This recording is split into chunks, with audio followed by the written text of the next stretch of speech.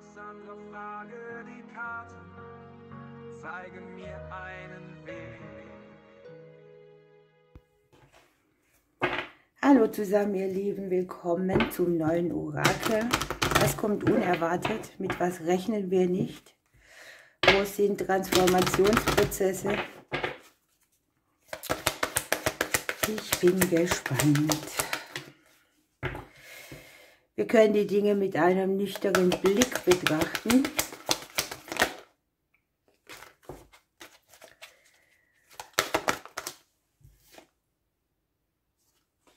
Und die Trauerarbeit. Hier geht etwas und hier kommt etwas Neues. Und wir dürfen das, ich würde mal sagen, mit so wenig Vernebelung wie möglich betrachten. Hier ist die Trauerarbeit, ne? Da geht man so auch auf Verluste nochmal und guckt, was habe ich schon verloren. Wie bewerkstellige ich meinen Schmerz darüber, und gleichzeitig haben wir hier, heiße das neue Willkommen. Unterm Deck liegt hier noch der Glücksfall. Also es muss nicht immer sein, dass wenn wir etwas verabschieden, dass dann was Schlechteres nachkommt. Wir nehmen eine Rune, die uns vielleicht ein Thema vorgibt.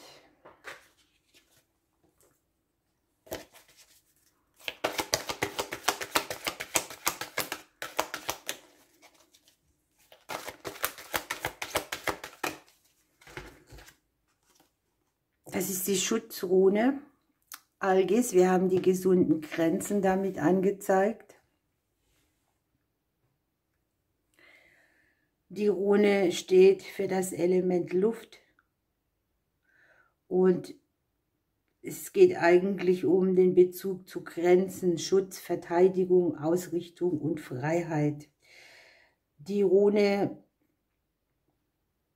wirkt von alleine. Also man muss sie nicht irgendwie aktiv anrufen. Und sie zeigt auf die eigenen Grenzen, die nicht beachtet werden. Und sie zeigt auch auf, wo man Grenzen braucht. Das ist so eine Energie, da muss man auch für sich selbst sagen, hier ist die gute Grenze bis hierher und nicht weiter. Das ist die Emotion dazu, aber die Rune selbst tut es hier ohne viel Getöse.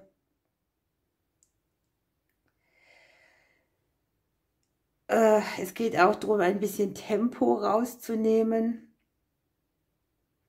nicht vor der Zeit wegzulaufen. Das passt auch sehr gut, denn wenn Zeit ist zu trauern, dann sollte man trauern, und wenn Zeit ist zu feiern, dann darf man feiern.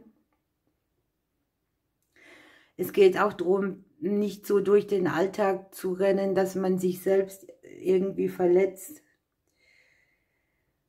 Und wenn ihr hier ranguckt, sieht man hier oben, oder auch der Baum, der das darstellt, hier einen Menschen, der mit erhobenen Armen steht. Und der steht mit den Füßen fest auf der Erde, und die Arme sind zum Himmel gestreckt. Also der Mensch ist verwurzelt und gleichzeitig öffnet er sich. Und er ist verbunden mit dem Universum und der Erde. Und er kann so seinen wahren Zweck, seine Lebensaufgabe erfüllen. Vielleicht kommt hier auch etwas hinzu, was, ja, wo man eben sagt, ich lasse es schmerzlich weg, aber ich weiß, dass es mir auf Dauer nichts bringt. Und da, wo eine Tür zugeht, geht eine andere auf im Prinzip. Jetzt nehmen wir die Lennys und schauen ein bisschen weiter.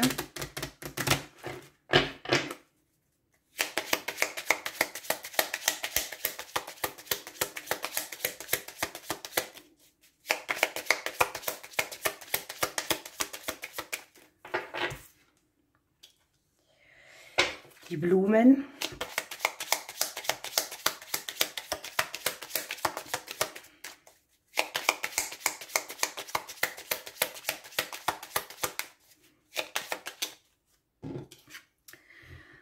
Guckt mal, das finde ich immer wieder selber so faszinierend. Ich habe ja nicht in der Hand, was rausfällt, aber hier betrauern wir einen Verlust, hier heißen wir das Neue willkommen und hier sind die Blumen und hier ist der Neubeginn. Also das, was hier kommt, das bringt uns ein Geschenk mit, eine Möglichkeit, die uns erblühen lässt, die uns wie ein Geschenk vorkommt.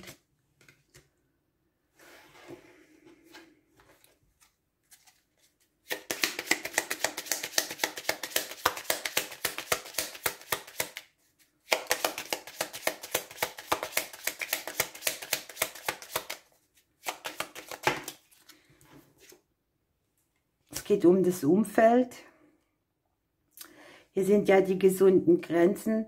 Wenn wir jetzt das Haus nehmen und die Bedeutung uns angucken, da machst du die Türe zu. Da ziehst du schon die erste Grenze zwischen dir und dem Außen. Da bestimmst du, wer über deine Schwelle tritt und wer nicht. Das ist schon sehr bezeichnend, dass es so passt jetzt, ne? Die Umgebung ist vielleicht hier auch fordernd.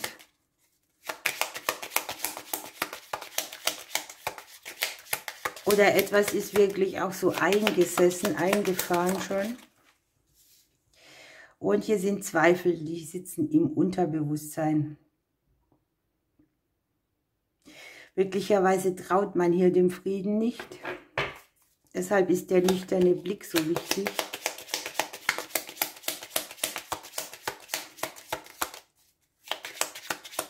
Oder es gibt auch so Unsicherheiten, wenn du etwas Neues beginnst. Es ist ja immer so, dass man nicht weiß, wie wird es sich entwickeln und ist es gut oder schlecht für mich. Und hier kommt man aus einer Situation raus,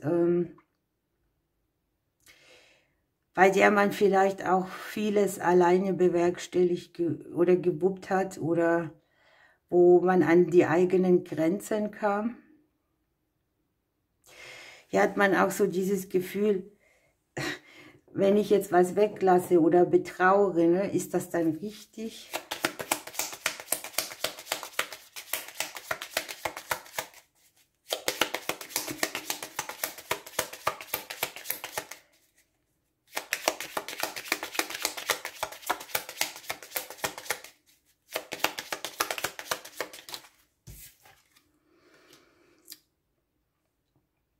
Hier sind Blockaden und Hindernisse.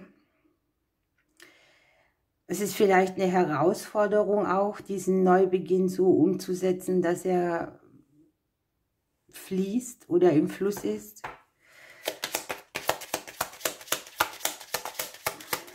Vielleicht sind da auch offene Fragen irgendwo. Wir haben aber in unserem eigenen Haus die Veränderung drin. Es kann jetzt auch sein, dass es unsere Kinder betrifft, unser Umfeld, unsere Familie.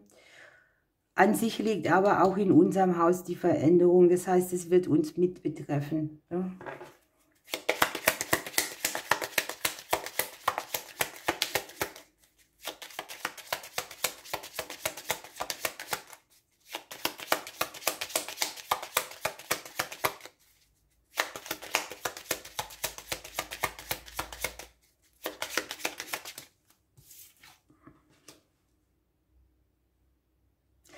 Das ist eine Veränderung, die auch auf der seelischen Ebene wirkt, auf den Emotionen. Klar, Trauerarbeit ist immer auch so, dass man sich selber ausgebremst fühlt.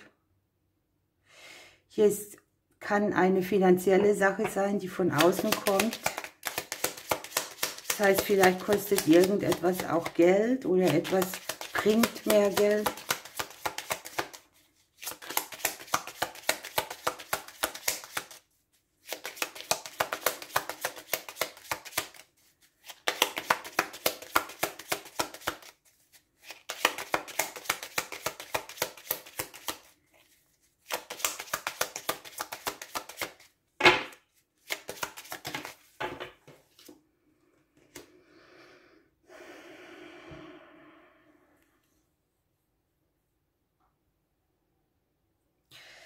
Es kann hier so sein, dass es außer dem näheren Umfeld auch tatsächlich eigene Kinder betrifft oder aber gute Freunde. Ne?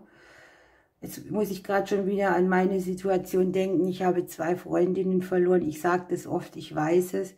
Aber ich weiß halt auch nicht, wie stark ich mich der Trauerarbeit hingegeben habe. Weil manchmal ist es ja so, dass man es mit dem Verstand gar nicht greifen kann.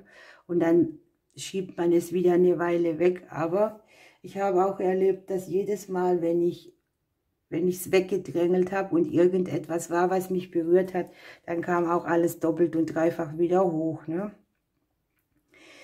Ich möchte das Leben, dass wir, ich sage mal, in einer Beständigkeit weitergehen können, auf einem Weg, bei der wir uns selbst loyal sind und unsere eigenen Ziele auch verfolgen können. Hier sind vielleicht die Befürchtungen, dass man irgendwelches Geld verliert, dass man über irgendwelche Hindernisse nicht drüber kommt, dass man sich sozusagen vielleicht als was anderes verkaufen muss. Man kann hier auch Freunde bauen.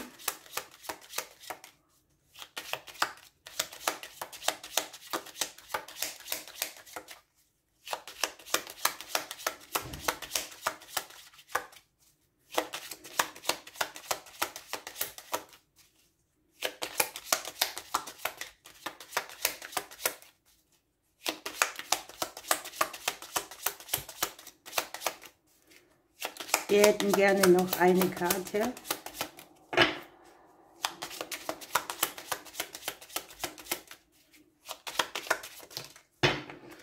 Ja, da kommt einiges in Bewegung. Hoppla.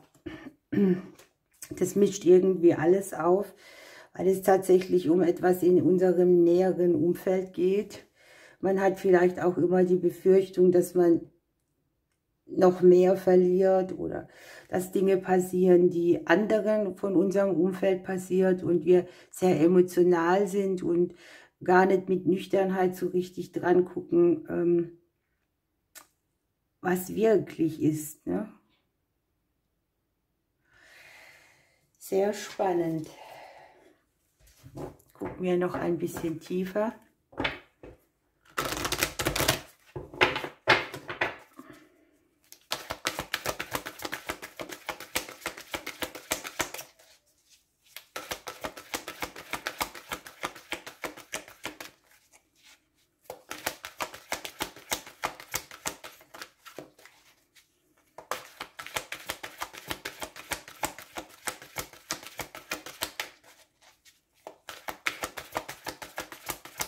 Ihr seht, die Karten springen nicht so schnell wie sonst. Das kann auch gar nicht, weil das ist ein großes Thema.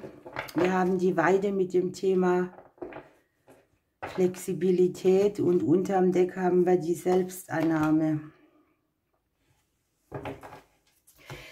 Es kann auch sein, dass hier etwas in unserem eigenen Bereich geht, was wir so von den Kindertagen mitbekommen haben, dass wir uns selbst nicht richtig akzeptieren können, dass wir uns selbst verurteilen, dass wir vielleicht auch Prozesse nicht annehmen können, wo wir denken, ich müsste stark sein, aber ich bin es nicht. Also ein Prozess, wo man sich selber wieder näher kommt. Und das ist auch eine sehr spezielle Erfahrung, die man hier macht. Für einen selber. Und es geht darum, die innere Größe willkommen zu heißen. Sich selbst anzunehmen mit all dem, was hier liegt. Ne? Mit aller Emotionalität, mit aller Trauer, die ein Mensch haben kann. Sich selbst vergeben. Und auch das Bejahen, was man im Leben bekommen hat. Irgendwas wird sich hier trotzdem dann auf günstige Weise für uns harmonischer gestalten. Mit der Weide haben wir dann natürlich noch dabei, dass wir ein bisschen flexibler sein sollen, wenn wir hier Hindernisse haben oder Umstände, die wir nicht beeinflussen können, dann kannst du dagegen rennen oder du kannst auch nachgeben. Es ist auch kein Verrat an sich selber, wenn man das tut. Manchmal muss man standhaft bleiben und manchmal darf man auch sich den Begebenheiten so stellen, dass man sie umgeht, statt ewig drauf zu pochen, dass man Seins durchbewegt. Und die Weide, die hat ja ganz flexible Zweige, mit denen kann man ja auch basteln und so. Und wenn du jetzt einen so einen starren Baum nimmst, der kann halt leichter brechen und um das geht es. Es geht darum, sich dem Leben anzupassen, ohne zu kämpfen. Es geht darum, Herausforderungen des Lebens zu bestehen und sich dafür zu entscheiden, lieber sich zu beugen als zu brechen, Veränderungen offen zu sein, was wir ja hier auch angekündigt kriegen. Alles, was kommt, wird auch irgendwann mal wieder gehen. Okay, dann würde ich sagen, wir gucken mal diesmal wieder tiefgründig ohne Ende, was die Seele uns dazu sagen möchte.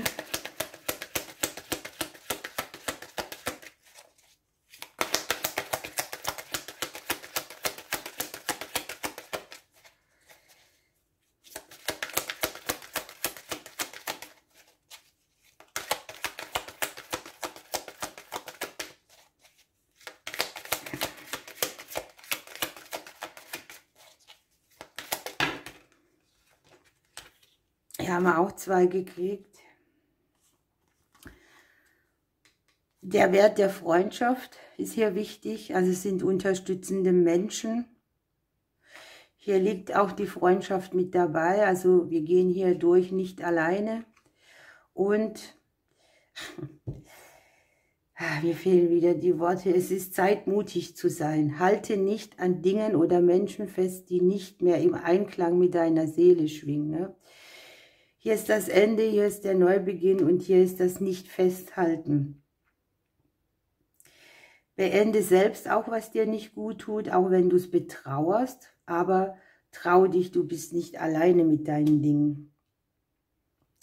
Weiter möchte ich das jetzt gar nicht zerreden. Ich wünsche euch eine schöne Zeit, ich drücke euch und bis bald.